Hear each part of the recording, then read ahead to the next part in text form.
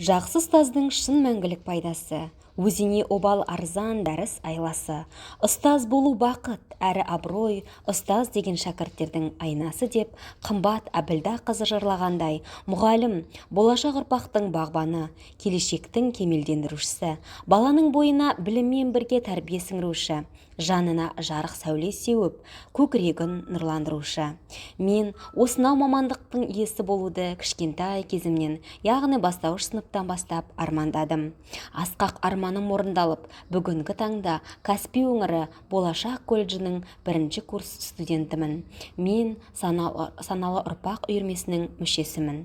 Білім беру жүйесінде сыбайлас жемқорлықты жою, білім беру жүйесі арқылы сыбайлас жемқорлықтан бас тарту ортасын қалыптастыру мақсатында Джакаева Гүлзира Баженованың жетекшілігімен іс-шаралар ұйымдастырылуда.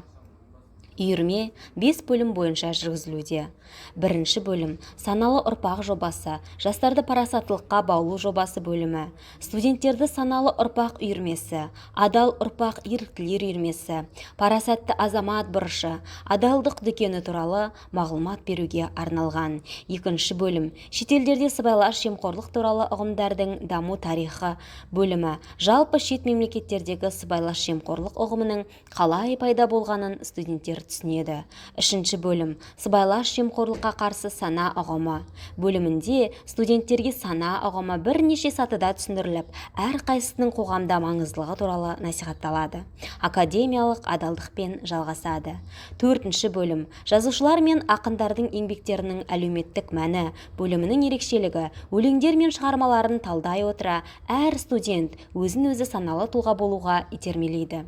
5-ші бөлім сыбайлас жемқорлыққа қарсы мәдениетті ұлттық менталитетпен сабақтастыру бөлімінде қазақ халқының бойындағы асыл қасиетін, маңғыстаулық ардагер ұстаз Ордалы Қосайдың қазақ халқының ұлттық болмысы, рухани коды, танымдық формуласымен және ертегілер, мақал-мәтелдер, салт-дәстүрлер, ырым-тыйымдардан мысал келтіре отырып, шәкірттер санасына жеткізуге ықпалын тигізеді.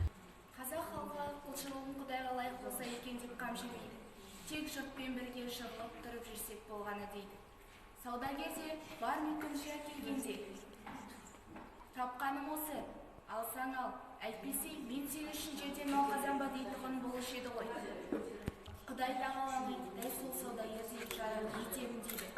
Тірек таза